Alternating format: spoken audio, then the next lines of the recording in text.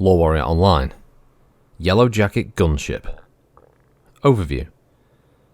The Yellowjacket Gunship is Michelson Heavy Industries' newest design. A deadly craft, the Yellowjacket provides one of the most mobile fire support platforms in existence. Though it carries only one weapon, the Yellowjacket is capable of sustained fire, which makes a lance of these helicopters one of the most lethal forces an enemy can face. This new design has already sparked interest in the Federated Commonwealth and the Lyran Alliance, and field tests being conducted in the Chaos March are expected to prove the effectiveness of this chopper. Capabilities. The Yellowjacket is built around the Poland Model C Gauss rifle. This massive weapon, which constitutes the bulk of the craft's weight, can hurl rounds at speeds of up to Mach 2.2.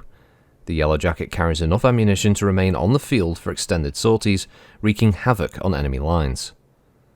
Though not as fast as most VTOLs, the Yellowjacket still has great speed, and more battlemechs and omnimechs out there, and the Gauss rifle's long range combined with the Yellowjacket's respectable speed keep the vehicle relatively safe.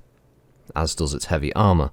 Like the cavalry VTOL, the Yellowjacket can take a direct hit to its nose from a clam PPC and keep flying.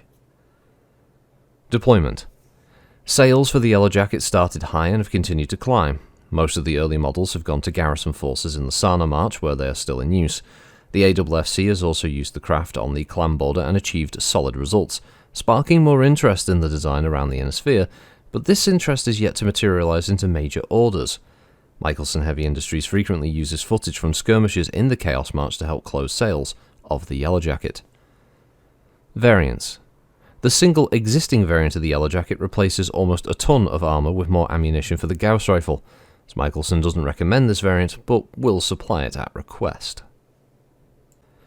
3058 Upgrade Overview.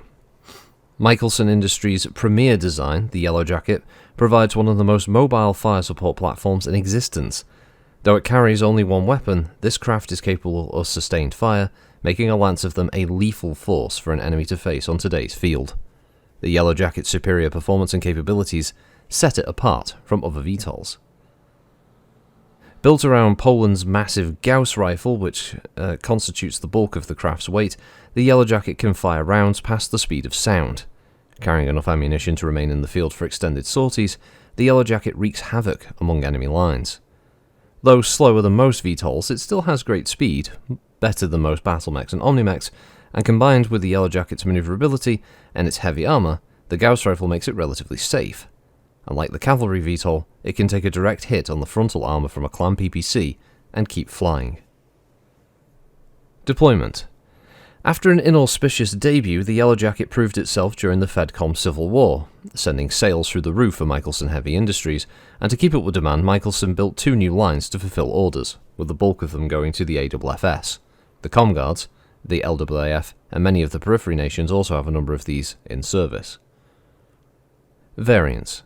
With the advent of new military technology, Michelson have moved to incorporate advanced weapons into the Yellowjacket, producing 2 variants. The increase in its potential, as designers have replaced the Gauss rifle with Midron's new Tornado rotary AC-5 and 2 tons of ammo, mated to an advanced targeting computer. For increased protection, they installed case and an additional 1.5 ton of armour. The second variant replaces the Gauss rifle with Arrow 4 and 2 tons of ammunition, including case. The installation of case required the removal of a half ton of armour. Nevertheless, the demand for the Gauss rifle Yellowjacket keeps the numbers in production, and it is its number 1 variant.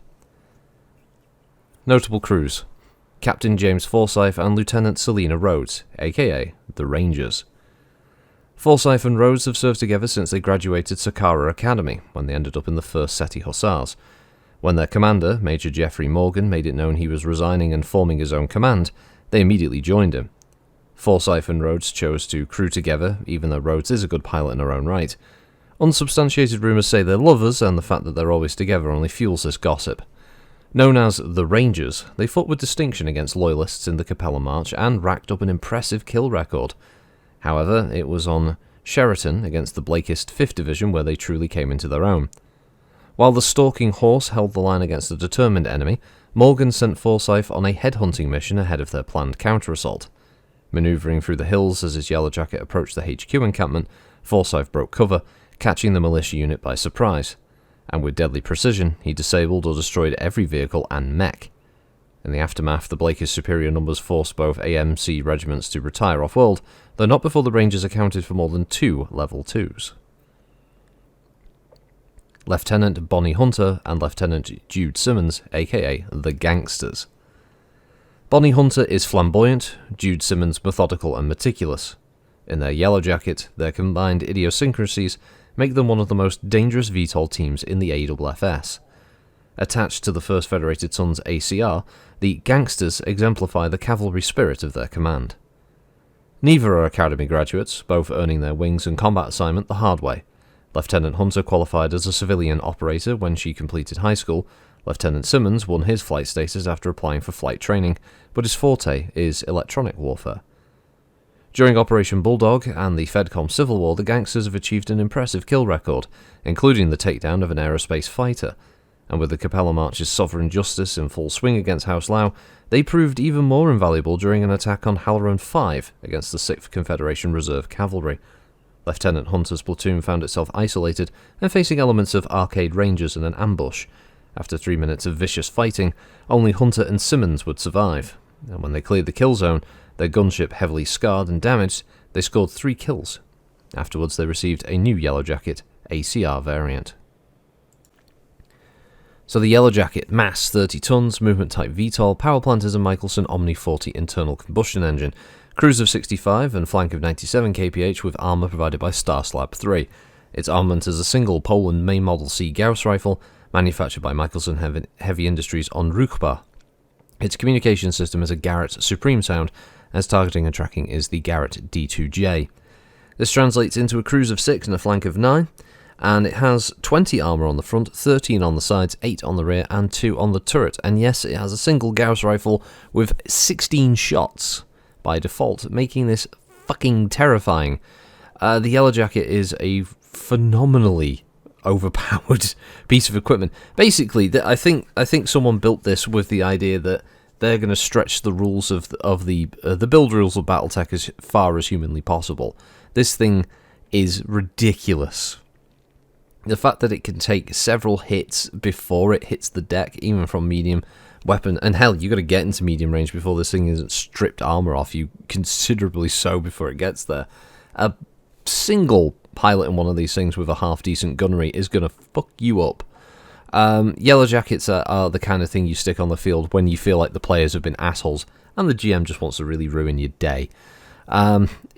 It's cool, though, the idea that a weapon system like this is mated with something as fast and manoeuvrable as a helicopter. There's lots of advantages there, and certainly it's an interesting counter, I think, against the clans, because realistically, the clans have such an advantage in terms of their mech capabilities, but you can build helicopters faster than you can build mechs.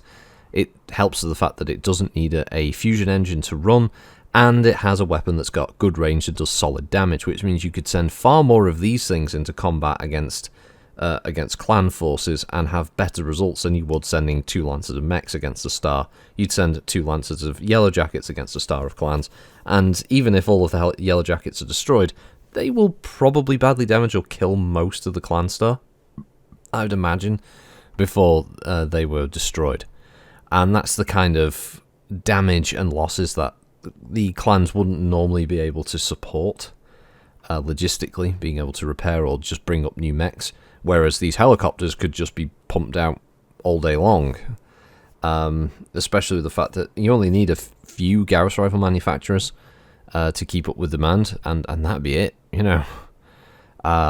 It's a dangerous kind of writing to come up with, because you literally, Michelson Heavy Industries could just have shitloads of money poured into it by one of the major houses, and they could just pump those things out. You could have entire armies of Yellowjackets that could just easily destroy these things. They could just easily like sweep over and just knock tons of military forces out in relatively short order.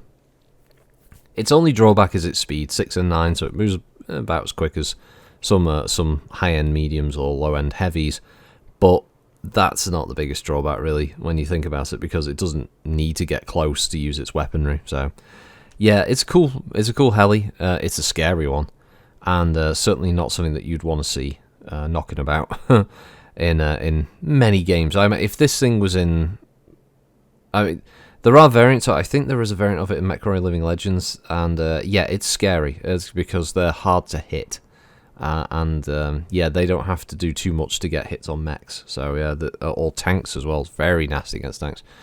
But there are a couple of VTOLs in Living Legends that have Gauss rifles, and yeah, they're scary. So yeah, if this was a thing that was available in something like MechWarrior Online, Christ, God, the rage, there'd be so many pissed off people. Anyway, I'll leave it there. Thanks for listening, as always. I'll catch you next time, and have a good week, everybody. Bye-bye.